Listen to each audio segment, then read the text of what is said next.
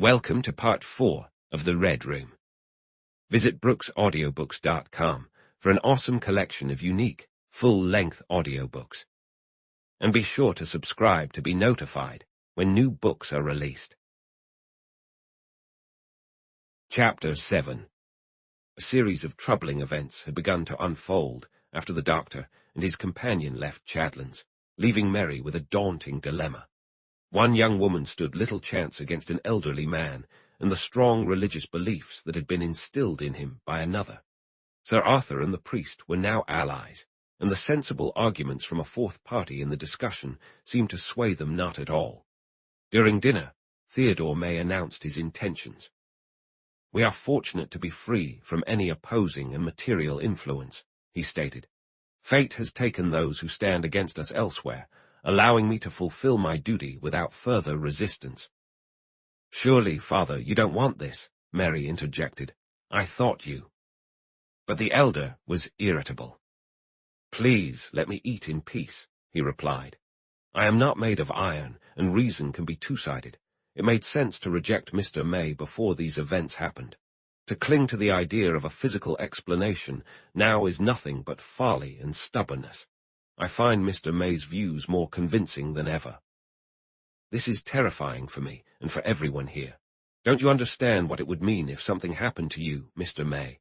Even if we assume there is a spirit lurking in the grey room with the power to harm us, then why are you any safer than poor Tom or that unfortunate man?" "Because I am prepared, Mary, and they were not. Unfortunately, youth is rarely equipped with the full armor of righteousness. My dear son was a good man, honorable, but he lacked a proper faith. He still needed to understand the immense and essential value of practicing Christianity. Flanders brought about his own demise.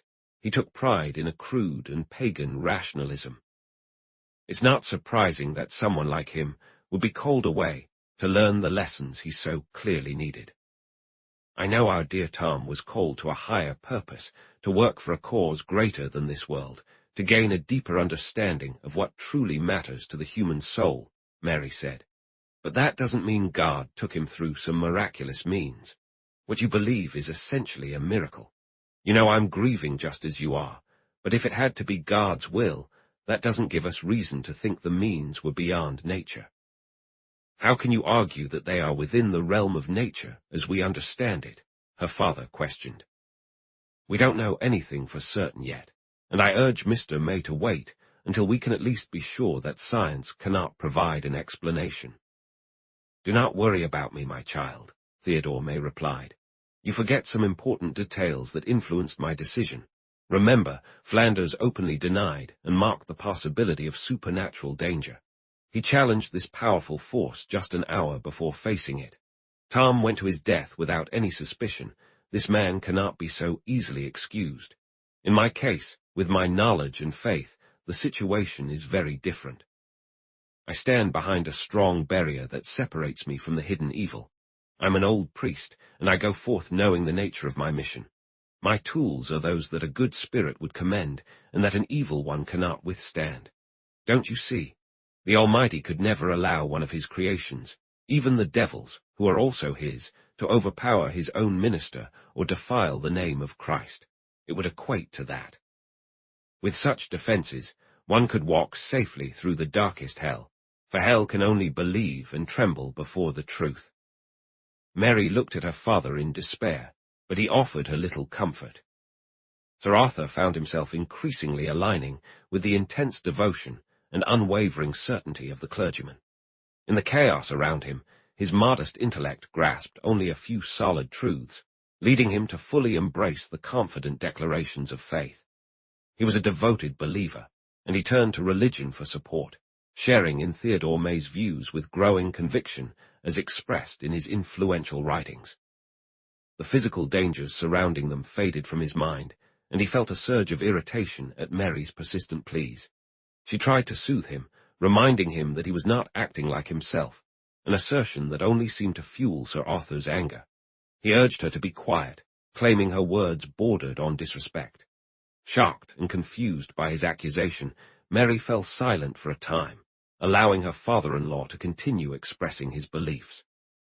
Yet, no matter how passionately he spoke, his bold claims seemed increasingly absurd. Under different circumstances, they might have amused Mary. However, given that her father was capitulating, and that the outcome would likely mean the clergyman's influence in the grey room, all she felt was frantic anxiety about their situation. Sir Arthur was unravelling. He had lost his grip on reality, and she recognized this. His once steady judgment had shifted entirely to the other side, leaving her without an ally to counter him. Theodore may have had a potent effect on Sir Arthur, almost as if he were under some sort of spell, though it affected his mind rather than his demeanour. He defended his new perspective with calm, measured tones, less animated than the priest. "Mary, you know I agreed with Mannering and Henry yesterday," he said. "At my request, Mr. May held back on his suggestions. I see now how wrong I was, and how right he must have been. I've thought this through this afternoon, clearly and logically. These unfortunate young men have died without any clear reason. No matter how thoroughly the entire College of Surgeons examines Peter Flanders's body, there will be no explanation for his death. We must acknowledge that some mysterious force has taken their lives, one we cannot comprehend. If it were something natural, science would surely have uncovered a reason for their deaths. But it didn't, because their lives drained away as effortlessly as water from a bottle, leaving the bottle itself unchanged. Life does not simply abandon its physical form under such circumstances. A healthy human body does not just give up and break apart. You must be honest with yourself, my dear, as well as with your father-in-law and me. Since we can rule out any physical cause, what is left to consider? This evening I stand firmly with Mr. May, and my conscience, once troubled and anxious, now feels at peace. Because of this peace, I know I have made the right choice. I believe that what Tom's father wishes to do, spend the night in the grey room, is not only appropriate but entirely fitting for his profession, and I share in his firm faith and confidence. The lack of faith lies with you, Mary, Theodore May replied. You lack faith, for if you had it, you would grasp the undeniable truth in what your father speaks. Listen to me, and try to see this from a broader perspective, beyond our own immediate concerns. My actions may have greater implications for our beliefs as a whole. I might uncover answers to the serious questions surrounding life after death and the ongoing debates about spiritualism that are dividing the Church. It is a path yet to be explored, and I feel compelled to venture forth. Personally, I will never dismiss those who seek answers, as long as they approach these matters with a sense of reverence. We shouldn't disparage good individuals simply because they hold different views than our own. We need to examine the claims made by seekers like Sir Oliver Lodge and Sir Conan Doyle with respect and understanding. Some people drift away from the truth in important ways. However, they are not so far gone that they can't find their way back if the path is made clear to them. We must remember that our belief in a dual existence is based on God's revelation through his Son, not on some vague longing for an afterlife shared by all kinds of people. They might have suspected and hoped. We know. Science can attempt to explain that general longing if it wants, but it cannot account for or undermine the solid assurance that comes from faith. Spiritualism has taken the place of the biblical accounts of possession, and as for me, I prefer what my Bible teaches. I don't find that the mediums of modern spiritualism offer much that deserves respect at this point, and it's clear that charlatans are everywhere. Yet, the question is urgent. It needs to be addressed by our spiritual leaders and the Church Fathers. They are beginning to recognize this, with some priests approaching it in the right spirit, while others, as seen at the Church Congress last month, approach it in a misguided way. A misguided way, May? Sir Arthur asked. Indeed, a misguided way, the other replied. There's much that makes truly religious people grieve, even in a gathering like the Church Congress. They laughed when they should have been learning. I'm referring to the events and criticisms of last October. There, the Dean of Manchester talked about how those who seem to communicate with us from beyond through living people describe their various states and conditions. Stainton Moses painted a picture of heaven that an Oxford scholar, and I might be expected to appreciate. Raymond lays out a vision of heaven where the average second lieutenant could find everything he needs, at least for the time being. But why laugh at these ideas?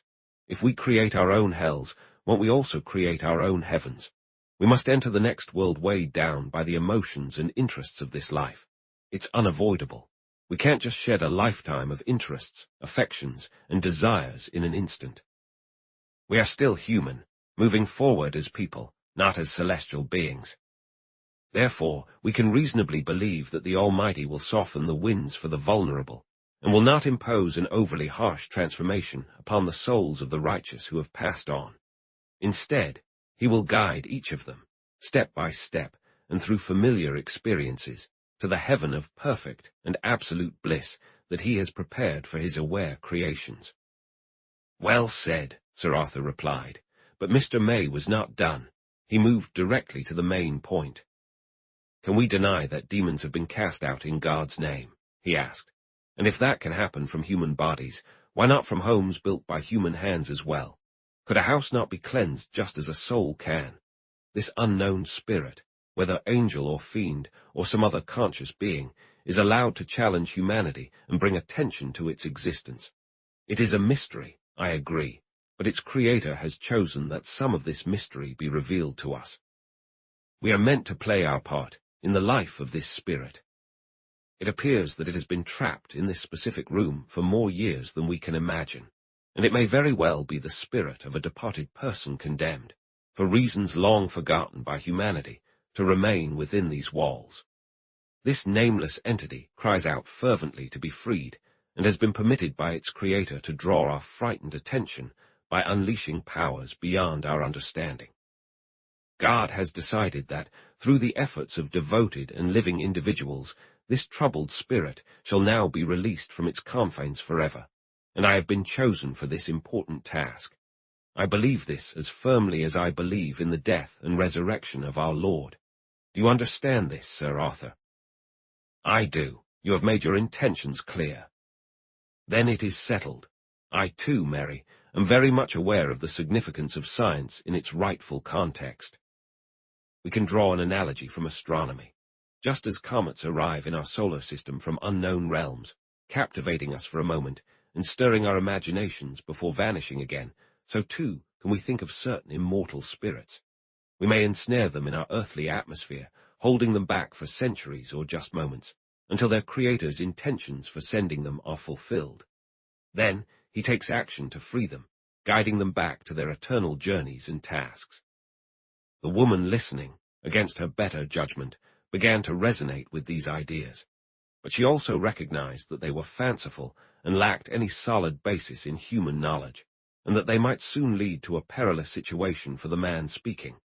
Yet her caution and typical skepticism started to wane under the priest's compelling voice, his intense gaze, and his unwavering confidence in his beliefs. He was visibly inspired, and she felt powerless to counter his fervent conviction with reasoned arguments. Nevertheless, Mary's deep fear did not lessen. She knew her father had fully embraced the beliefs of this devotee. "It's fortunate we have this chance tonight," he said, "for had the police come, they might have foolishly stopped you from pursuing it." Still, Mary resisted them. In desperation, she turned to Caldwell for help. He had served as an officer's orderly in his past, and after leaving the army to settle at Chadlands, he never left again. He was an intelligent man who spent much of his free time reading. He held both Sir Arthur and Mary in high regard, and she considered it a personal victory that she had won his respect, given that Abraham Caldwell had little admiration for women in general. "Can't you help me, Caldwell?" she implored. "You know as well as I do that this shouldn't be happening." The butler glanced at his master.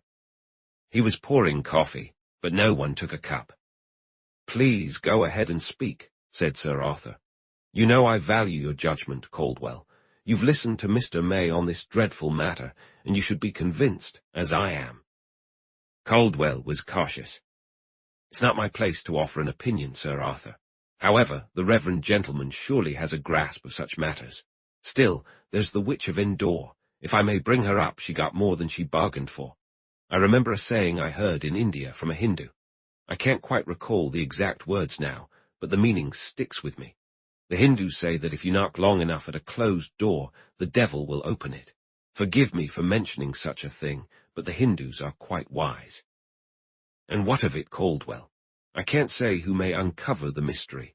All I know is that, in the name of the Most High God, I can face whatever may come through that door. I'm not particularly afraid myself, Your Reverence, Caldwell replied. But I wouldn't venture in alone, being just an average man with enough flaws to know I'm not ready to confront that unknown terror up there by myself. I take a chance, though, in the company of someone like you, and that's something. Indeed, it is, Caldwell, and it reflects well on you, Sir Arthur said. For that matter, I would do the same. In fact, I'm willing to accompany Mr. May. As Theodore May shook his head, and Mary shivered, the butler spoke again. But nobody else in this house would. Not even Fred Caunter, who you know doesn't understand fear, Sir Arthur. But he's had his fill of the grey room, if I may say so, and so has the housekeeper, Mrs. Forbes, and Jane Barnd, too. Not that they would abandon ship, but there are others who plan to. I should mention that 4 maids and Jackson intend to resign tomorrow. Anne Main, the second housemaid, left tonight. Her father came to fetch her. Forgive me for bringing it up, but Mrs. Forbes will provide you with the details tomorrow, if that suits you. Hysteria, Sir Arthur said firmly. I can't blame them. It's only natural. Everyone is free to leave if they wish. But you should share what you've learned tonight, Caldwell. Tell them that no good Christian should fear resting in peace. Explain that Mr. May will soon enter the grey room in the name of God, and encourage them to pray for him on their knees before they sleep. Caldwell paused, contemplating. Even so, I really wish the reverend gentleman would allow Scotland Yard a chance. If things go awry, he can have the last laugh. Pardon my language, Sir Arthur. I've read a great deal about spirits, as I find them quite intriguing, like all reasonable men should, and I've heard that chasing after them often leads to trouble. Not, mind you, to one's life, Sir Arthur, but to one's sanity. People end up losing their wits over it, and need to be confined. I made an effort to calm everyone down at dinner today, but you could see how unsettling it was for them. Regardless, I do implore Mr. May to let me stay with him tonight. You never hear of 2 people finding trouble with these entities. While he confronts that wretched ghost in the name of the Lord, I could keep my eyes peeled for any danger. In my view, it's a matter of common sense and maintaining composure. We certainly don't want another death on our hands. Tomorrow, there will be half the quacks, photographers, and reporters in the country here, and it will take all my effort to keep them from overrunning the house. If they could come in droves for the late captain, poor man, what won't they try now that this famous detective has met his end? Henry felt the same way, Mary said. And I'll say it again, as I did before, Theodore May replied. You mean well, Sir Arthur, and your butler means well too, but what you suggest goes against the very principle that drives me. What do you expect will happen? Mary asked. Do you think you'll see something that will tell you what it is, and why it took dear Tom? That, at least, would be a tremendous comfort to those of us still living, her father said. The least the creature could do, in my opinion, Caldwell chimed in, but Theodore May dismissed such curiosity. Do not hope for such answers, and do not dwell on what might happen until I am able to tell you what does happen, he responded. Do not let any human weakness or desire to uncover the mysteries of the other world distract you. My only concern is fulfilling what I know beyond any doubt is my duty, and I must begin that as quickly as possible. I hear my call in the very wind howling around the house tonight. Beyond my duty, I seek nothing. Whether knowledge awaits me, or some revelation that could benefit humanity, I cannot say. I will not stop to ponder that now. I undertake this alone, yet I am not entirely alone, for my hand is guided by my Maker. Your role will not be to accompany me. Let each man and woman understand what I am doing, and let them lift a prayer for me, that my work may be successful. But they should not expect that tomorrow I will have anything to share. The night may be one of peace within, despite the storm raging outside. I may pray until dawn without knowing how my prayer is received, or I may find myself face to face with a being that no human eye has ever beheld, and lived to tell the tale. These things are hidden from us. You are remarkable, and it gives me hope to witness such strong faith, Sir Arthur replied. Are you truly unafraid, with no hint of hesitation or doubt lingering in your mind? Not at all. I'm simply driven by an intense desire to follow the message that resonates within my heart. I will be honest with you. I realize that some might question your decision to let me face this trial, but I feel compelled by a deep calling. If I had any fear or a moment of uncertainty, I would not go forward, for any hesitation could be disastrous, leaving me powerless against this watchful spirit. But I am as sure of my purpose as I am that good will come to the righteous. I believe I will free this trapped soul through heartfelt prayer and sincere pleas to our shared Creator. And do I not have the spirit of my deceased boy with me? Can any living person, no matter how well-meaning, watch over me as he does? Fear not. Rest easy, and let all who wish to support me do so on their knees before they sleep. Caldwell echoed some of this fierce conviction when he returned to the servants' hall. His eyes are ablaze, he said. He's the most steadfast man I've ever seen, whether in a pulpit or out of it. You feel as if that man could walk to the window and command the rain to stop and the wind to calm, and it would. No ghost that ever walked could best him. They asked me to share my feelings, and I did, but words feel powerless against such iron will. I had my doubts at first, and Sir Arthur admitted he did too, but he's absolutely convinced now, and what's good enough for him is good enough for us. I'd wager Caunter or any other man, and even bet that he's going to put the creature down for good and come through unscathed. I offered to stay up with him, and so did Sir Arthur, but he wouldn't hear of it. All we can do now is go to bed and say our prayers. That's straightforward enough for God-fearing folks, and we can't do any better than to follow orders. Nevertheless, it was a nervous and tense household that eventually went to bed, and no woman slept without another woman to keep her company. Sir Arthur felt exhausted, both mentally and physically. Mary insisted he take his bromide, and he fell asleep without dreaming, despite the roar of the fierce storm outside and the solemn crashes of fallen trees far off. Before he retired, a sort of procession had escorted the priest to his task. Mr. May put on his biretta, surplice, and stole, explaining that he was about to conduct a service as holy and meaningful as any other rite. May the Lord spare him a congregation, thought Caldwell. But alongside Sir Arthur and Mary, he followed the priest and left him at the open door of the grey room. The electric light shone steadily, yet the storm pounded violently against the windows, making the leaded panes rattle and shake. Without a bell or candle, just his Bible in hand, Theodore May entered the room after making the sign of the cross. He turned back and said good night to them all. "Have faith," were the last words he spoke. After saying this, he closed the door, and they immediately heard him begin to pray. They waited a moment, and the sound soared steadily on.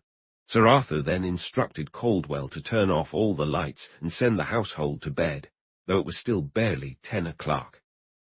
As for Caldwell, the compelling resonance of those weighty words at the dinner table had faded, and as he prepared to turn in, he found himself feeling much less sure and confident than he had sounded earlier. He gradually sank from hope into a deep fear, imagining the worst possible outcomes, and pondering what would follow if those fears came true. He felt certain that it could lead to serious trouble for Sir Arthur. If another life were lost to this unknown danger, and it turned out that his master had sanctioned what everyone else would see as a reckless decision, he began to dread the grave consequences that could follow. The passionate words of Theodore May began to fade and feel unreal, and Caldwell worried that, if they were repeated to others who hadn't witnessed the fervour and sincerity with which they were spoken, this frantic attempt to rid them of a ghost in the modern age would only bring laughter and disbelief. His main concern was for Sir Arthur, not for Mr. May. He tossed and turned, unable to sleep, lighting a pipe as he considered whether he could do anything to help. A sudden urge to take action arose within him, but he hesitated, not out of fear for himself, but out of worry that his actions might put someone else at risk. Mary also lay awake, suffering even more than he was, for she had never supported this endeavour, and now felt guilty for not opposing it more strongly. 1,000 arguments raced through her mind as she stared at the ceiling, but then, for a moment, she lost herself in her own sorrow, which overwhelmed her as it often did at night. The events that had followed her husband's death had pushed him from her thoughts at times, but when she was alone, he would quickly return to haunt her, and her grief turned many nights into sleepless hours. She was unwell, though she did not realize it. The emotional toll had yet to reveal itself, but it was coming soon, for her nervous energy was utterly depleted. She wept and spent her days with the memories of the dead, and then the present returned to her thoughts, making her fret and pray for Theodore May and for the arrival of daylight. She couldn't help but wonder why stormy nights always seemed to stretch on forever. She heard 1,000 unfamiliar sounds and suddenly jumped out of bed, slipped on a dressing gown, and quietly made her way through the house. Knowing that the watcher was all right would ease her mind. But as she reached the threshold of her room, her feet felt heavy, and she paused, shivering slightly. What if things were not all right? What if she no longer heard his voice? She hesitated, weighing the comfort of reassurance against the dread of silence. A memory surfaced of a storm at sea, when she had spent a long night awake, anxiety weighing her down on a struggling steamer with weak engines, feeling relief wash over her each time the watch called out the hour. With determination, she set off, resolved to check on her father-in-law. She pushed aside any lingering doubt, refusing to entertain what she would do if there were no steady voice coming from the grey room. The wind played upon Chadlands like a harp, roaring and echoing, pausing for a moment only to leap forward again, then fading against the house, but still sounding a steady shout in the trees nearby. It rattled the windows and pounded against them with fierce rain. Every corner and corridor of the house seemed to have its own voice, while overhead the old timbers creaked, slates rattled, and fragments of mortar rustled, disturbed by the sudden vibrations. As she continued on her path, she was suddenly surprised by the sound of footsteps and nearly collided with an unseen figure emerging from the direction of the grey room. Both she and the figure were startled, but managed to keep their voices down. "Who is it?" Mary asked, her heart racing, and Caldwell replied, "Oh, my goodness, I'm so sorry, ma'am, if I didn't believe." "What on earth are you doing, Caldwell?" she interrupted. "Much the same as you, I expect, ma'am. I thought I'd sneak over and see if the reverend gentleman was all right. And he is. The light's on. You can see it under the door, and he's praying away, steady as a steam engine. I doubt he's keeping that wicked creature at bay, but I'm a lot more hopeful than I was just an hour ago. The thing isn't strong enough to harm a man praying to God like he can. If prayers can keep it at a distance, then it must be listening, and it's alive." "Can you believe that, Caldwell?" she whispered. "I have to, ma'am. If it were just a natural horror beyond the reach of prayer, it would have taken him down long ago, like it did with others. It subdued the police officer in under an hour, and Mr. May has been facing it for nearly 4 hours now. I wouldn't be surprised if he drives it off, just like a ferret chases a rat." "You really feel more optimistic?" "Yes, I do, ma'am. If he can banish the creature and signal all's clear. For Chadlands, it would ease everyone's minds and be a great achievement for him. He should definitely be made a bishop at the very least, though I doubt the Scotland Yard men will believe a word of it tomorrow. Ghosts are totally out of their realm, and I've never met a constable who believed in them except for poor Bob Parrott, but he always seemed a bit unhinged. No, they'll likely think there's someone in the house trying to harm the others, but has no grudge against Mr. May. You'd be wise to head back to bed, ma'am, and try to get some rest, or you'll catch a cold. I'll take another look in an hour or so, if I don't doze off myself." They separated as the storm continued to rage, and when there was a lull in the empty corridor, a steady voice resonated from the grey room. When it suddenly stopped an hour before dawn, the storm had already begun to ease, and through a tangle of shifting clouds, the hunter turned westward toward the horizon. Chapter 8. Despite the storm, Sir Arthur slept peacefully through the night, and did not awaken until his servant pulled back the blinds to reveal a dawn sky so clear it seemed freshly washed. He had instructed to be roused at 6 o'clock. "What about Mr. May?" he inquired. "Caldwell wants to know if we should summon him, Sir Arthur." "Not if he's returned to his room, but if he's still in the grey room, call him immediately." "He's not in his own room, sir." Then find him at once. The valet hesitated. Please, Sir Arthur, it's not a comforting task to open that door. At that moment, he heard his daughter's voice outside. Mr. May hasn't left the grey room, father. I'll be out in a moment, he replied. He quickly dressed partially and joined her. She looked anxious and alert.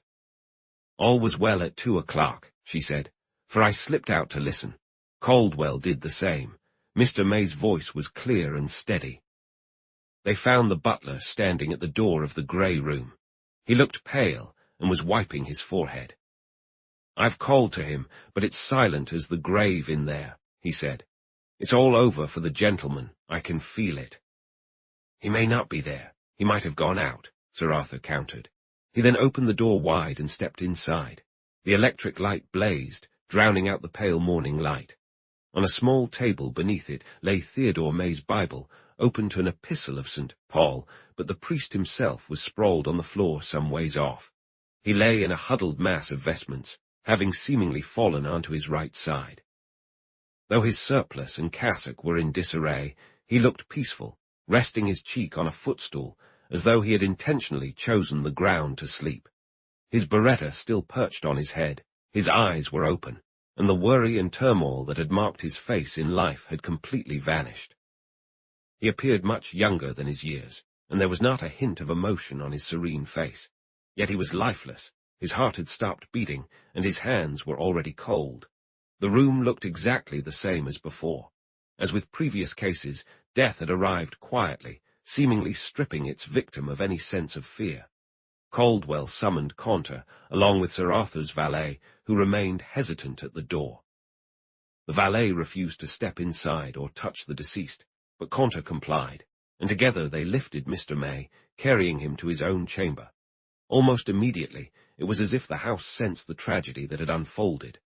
A wave of panic erupted below stairs, and without needing Jane Barn to describe it, Mary sensed that the staff were fleeing the house as if it were infected by plague. She left her father with Caldwell and hurried to calm the terrified servants. She spoke clearly, explaining that while the event was horrific, it proved that any reason for their alarm no longer existed. If it had been an evil spirit we don't understand, it wouldn't have had any power over Mr. May, who was a truly good man, she reassured them. Stay calm, hold back your fears, and don't let yourselves be troubled. There are no ghosts here. If it had been a demon or anything of that sort, it would have needed awareness to act, and therefore it could not harm Mr. May. This suggests some frightening natural danger is lurking in the room, yet no one will be harmed as long as they avoid entering it. The police from Scotland Yard will arrive in an hour or two, and I promise you, as much as I do and as Sir Arthur does, they will uncover the truth, whatever it may be. You must not think about leaving before they come. If you do, they will only come looking for you again. Now, please prepare your breakfast and act sensibly. Sir Arthur was in deep distress, and it would be truly shameful for any of you to abandon him at such a critical moment. The room grew quieter as she spoke, and Mrs. Forbes, the housekeeper, who believed in Mary's words, added her support. Sir Arthur's daughter then returned to her father, who was in the study with Caldwell.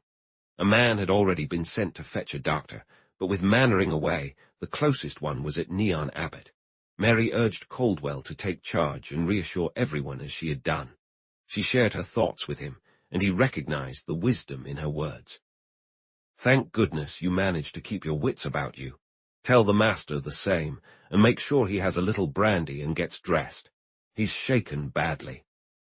Caldwell had already brought the brandy, which he considered a remedy for all ailments, and then left Mary alone with her father. When she found him, he was slumped and forgotten for a moment as her concern for him took over.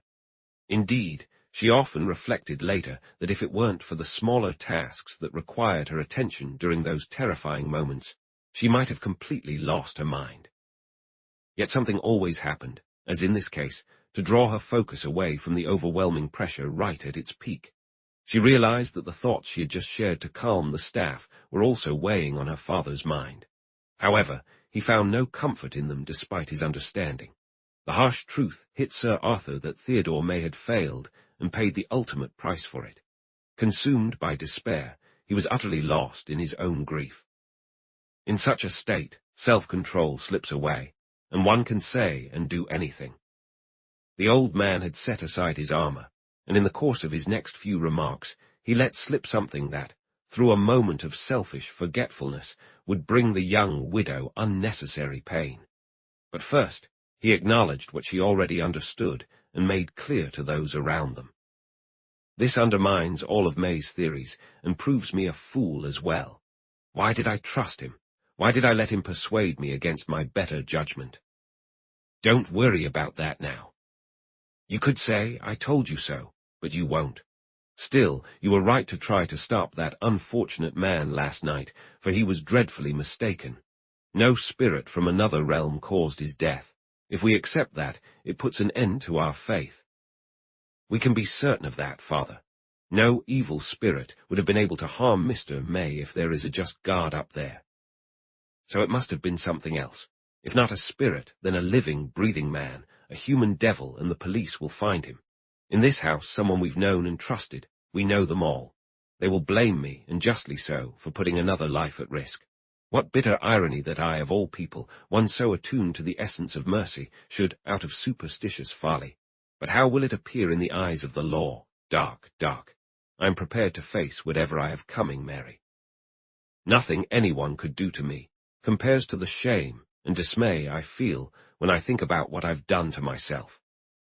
You mustn't speak like that. It doesn't suit you. You know it, Father, as you speak. No one has the right to question you or your beliefs. Many would have been swayed by Mr. May last night. They might still believe that he was right, and that, instead of suffering, he was fortunate to be taken to the next world without pain or shock. We must have compassion for him, just as we do for dear Tom. I don't mean to say that I feel sorry for him. Rather, I feel sorry for us because it's so hard to explain everything. However, telling the truth isn't actually that complicated. They will have to make the best of things. It's not as important as you might think. After all, how can they blame you until they uncover the truth for themselves? They will, and they must. They'll figure it out. They'll track down the murderer, and without a doubt, place all the blame on me for listening to a man who was out of his mind. May was out of her mind, I tell you. He was incredibly persuasive. Listening to him left me shaken as well. I should have stood by you, instead of siding with him. He knows the truth now. He is with Tom. We must not forget that. We know they are happy, and that makes the opinions of the living mean very little. In a moment of weakness, he struck her, burdening her with hours of terrible suffering that she should not have had to endure. Who is alive and who is dead? He demanded. We don't even have a clear answer. The police insisted on conducting their investigation, and Peter Flanders could still be alive if they're correct. She stared at him, anxious for his sanity. What do you mean? I mean they weren't ready to accept that he was dead. Henry and Mannering approached the situation on that assumption. He might have come back to life. His vital signs could have returned. Why not? There was nothing to visibly confirm death. We've heard of trances or catalepsy that mimic death so closely even doctors can be fooled. Haven't people been buried alive? Tom's father could very well be alive right now. We just don't know how to act. Then, she began, her eyes wide with horror, and she fell silent. He realized the weight of his words. God forgive me. No, not that, Mary. It's all sheer madness. This is madness. It's going to destroy me. Don't think I buy into any of it, not more than Mannering or Henry did. Henry has witnessed so much death. He couldn't have been wrong. Tom was dead, and deep down, you know he was dead. You can't really mistake it when faced with death. I know that. Mary managed to keep herself composed, even after receiving such a devastating blow and feeling the weight of all it meant. I'll try to push it out of my mind, Father, she replied softly. But if Mr. Flanders is alive, I swear I'll lose my mind. He's not. Mannering was certain. Still, he might be. And if he is, then it's likely Mr. May is as well. How grotesque, how horrifying, worse than death itself. Please, for the love of God, don't dwell on it, my darling. How can we know the depths of our suffering until we find out? No, I won't lose my mind. But I need to know today. I can't eat or sleep until I do. I won't last long if they don't tell me soon." Her father shook and turned pale. "This is the worst of it all," he said. "These things will leave a searing mark. I am ruined by them, and my life feels shattered. I who thought I was strong, now see I'm so weak that I could forget my own daughter, and from cowardice speak of things she should never have known. You have your revenge, Mary, because I will leave here a broken man. Nothing can ever be the same again. My self-respect is gone. I could have faced everything else, the things I dreaded. I could have endured all that, but to have forgotten and hurt you. Please don't say that. We have each other, Father. We still have each other. The dead comprehend everything. Who else matters? Go to your room and rest your weary mind. I am not suffering. We cannot change the past, and who would want to if they believe in eternal life? I wouldn't call Tom back even if I could, just so you know." She spoke reassuringly to him and helped him up to his room. She was aware that the police would be arriving soon, and while they couldn't provide any information about Peter Flanders' life or death, she was certain that concrete news concerning him would reach Chadlands shortly. Another life might be at stake because of it. However, when the doctor arrived from Newton, he could only confirm that Theodore May was dead. He was a friend of Mannering, and was aware of the perspective from London, which suggested that this sort of apparent death might actually hide the possibility of revival. Yet his tone was entirely assured. He was an older man, with nearly 50 years of experience in the field. "The man is dead, or I've never seen death," he stated firmly. "By 100 independent signs, we can be sure of this. Post-mortem signs have already appeared. Have you ever seen those on a living person? I know nothing personally of the others who died in this room, but here is death, and within 24 hours, even a fool would recognize it. What's occurred is this. The London police are aware of a famous recent case from Germany, reported in Deutsche Medizinische Wochenschrift. A startling incident. Woman had taken morphine and barbital, and was found seemingly dead after spending a night in some isolated place. There were no reflexes, no pulse, no breathing, no heartbeat. Yet she was alive, somehow managing to exist without oxygen, an impossibility as we always believed. Not seeing any actual signs of death, the doctors injected her with camphor and caffeine and took other measures, and in an hour she began to breathe again. Just 24 hours later, she was conscious and able to speak. It's thought that the combination of the poison and the frigid night air had paralyzed her vasomotor nerves, reducing her body to a state similar to hibernation, where physical needs are minimal. That incident has certainly raised suspicions, and considering that, we'll keep the unfortunate gentleman in a warm room and use traditional methods to aid his breathing. The doctor was busy with this when 4 men arrived at Chadlands after their nightly journey.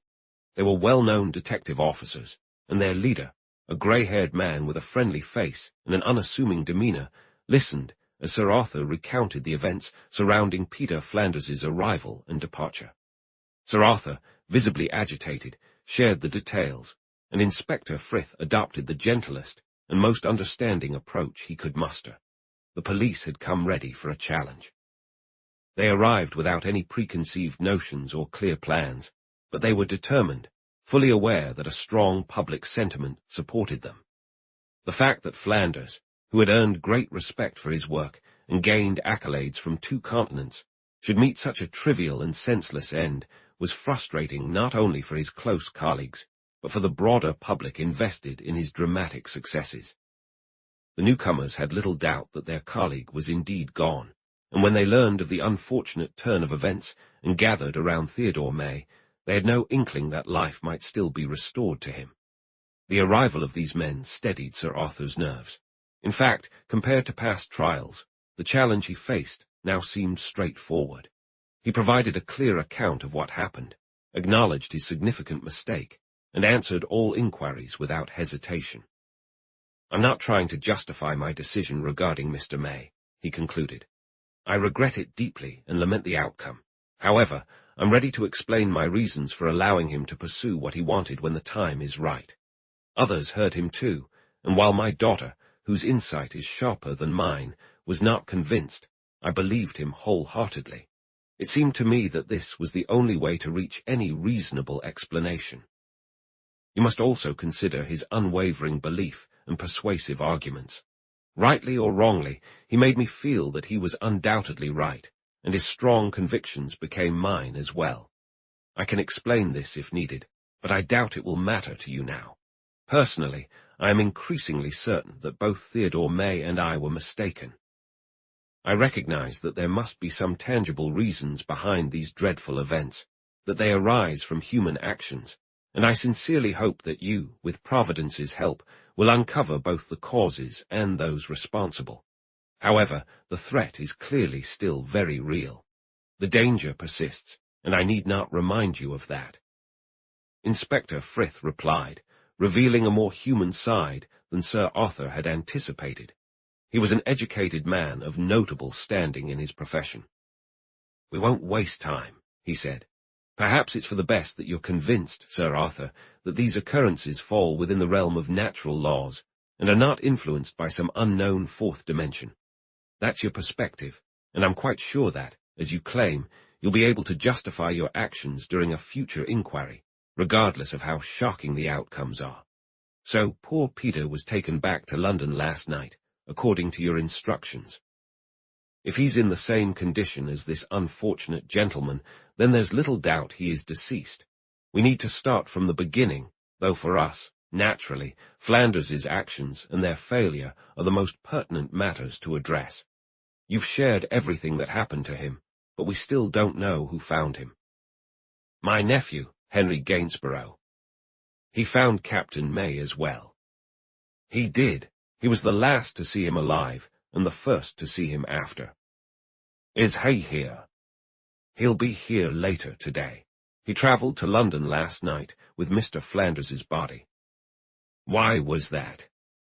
"The doctor, Mr. Mannering, requested him to do so.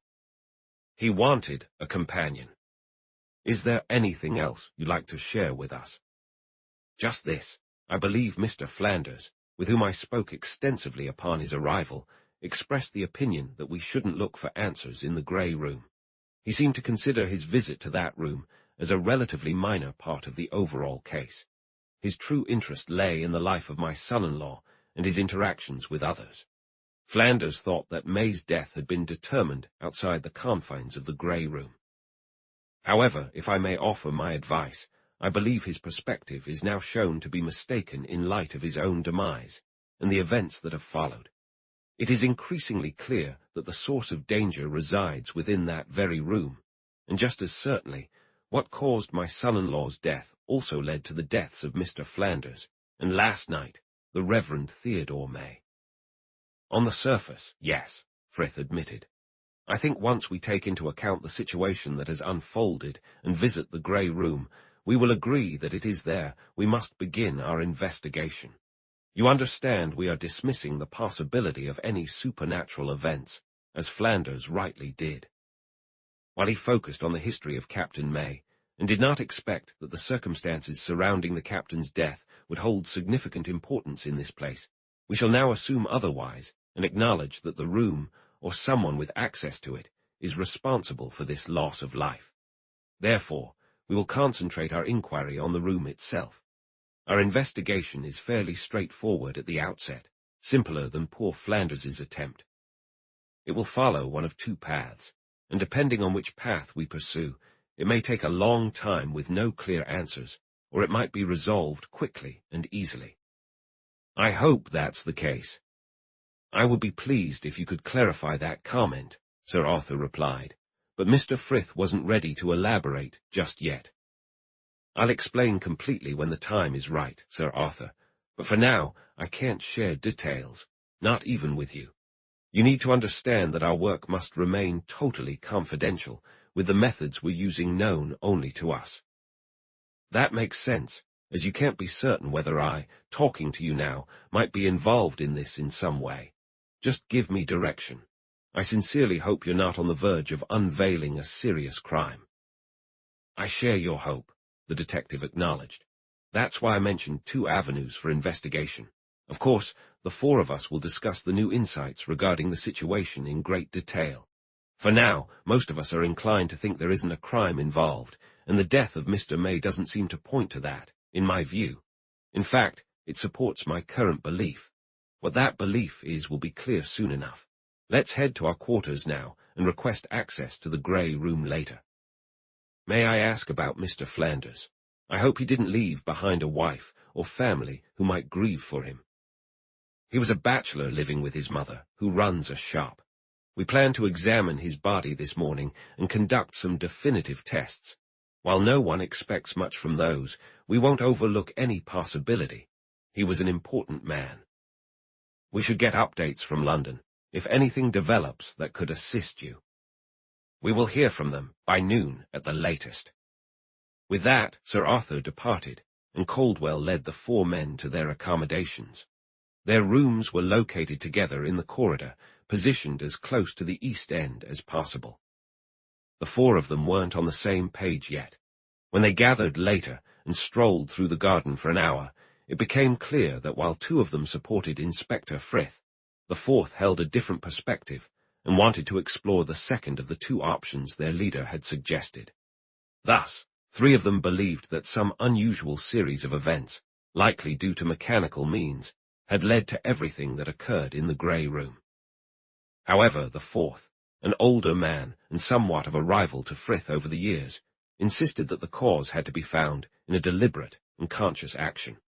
He believed in a living motive, though he was convinced it wasn't a rational one. He recalled an incident where a seemingly sane individual had executed a series of cunning acts to harm innocent people while evading capture, and he was starting to suspect that an insane criminal might be hiding among the people at Chadlands.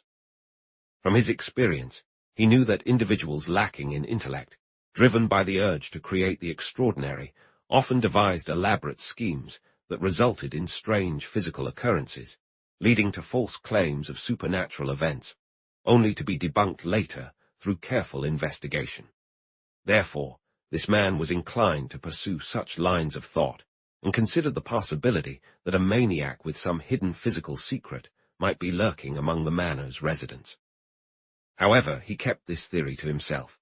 Moreover, the feeling of jealousy, which often thwarts the noblest human ambitions, was not lost on the 4 of them concerning this matter. Each one was eager to unravel the mystery, and while no rivalry existed among them apart from the 2 older men, it was clear that the oldest would cling to his theory and wouldn't take significant steps to disprove it. Everyone was acutely aware of the danger that lay ahead, and Frith insisted from the outset that no one work alone, whether in the grey room or elsewhere. At noon, a telegram arrived for Mr. Frith from Scotland Yard. It stated that Peter Flanders had died, and the examination found no cause for his passing. The news reached Sir Arthur immediately, and if there was ever a time he rejoiced at the death of another, it was in this moment. It brought immense relief for him and his daughter. After a midday meal, the detectives began their work. They first carefully examined the grey room in every detail, then proceeded to clear it of its contents, placing the pictures, furniture, and statuette in the corridor outside. They did not ask for help, and requested that no one disturb the scene of their investigation. With the room stripped bare, they conducted a thorough examination, using ladders to inspect the outer walls on the east and south sides. They probed the chimney from both the top and bottom. They searched the adjoining room, which had once been Mary's nursery, to ensure there was no means of communication between the 2 spaces. They drove an iron rod through the walls in various directions, only to confirm that they were solid stone, 18 inches thick on the inside and 2 feet thick on the outside. There were no rooms on the other side of the chamber. It formed the eastern corner of the house. Behind it, the corridor ended at a simple eastern window, parallel to the oriel of the grey room, a modern addition installed by Sir Arthur's grandfather to brighten a previously dark corner. Not a section of the walls went unexamined, and they removed part of the wallpaper to inspect further. Lifting the carpet, they broke into the floor and skirting boards, but found no sign that the dust and grime of centuries had ever been disturbed. The only reward for their efforts was the desiccated body of a rat, lying between the heavy timbers beneath the floorboards that supported the ornate stucco ceiling of a room below. They next focused their attention on the ceiling of the grey room, attaching an electric wire to the nearest point, and using a trapdoor in the passageway roof to explore the empty space between the ceiling and the roof. They inspected every inch of the massive oak beams above, conducting tests with smoke and water to check for any tiny openings in the stucco surface. But it proved solid, with a thick, even coating. Examining it from inside the room, they found nothing but the exquisitely crafted surface, layered with coats of whitewash. The craftsmanship was a reminder of an era when skilled labor was valued, an age where artistry and hard work went hand in hand.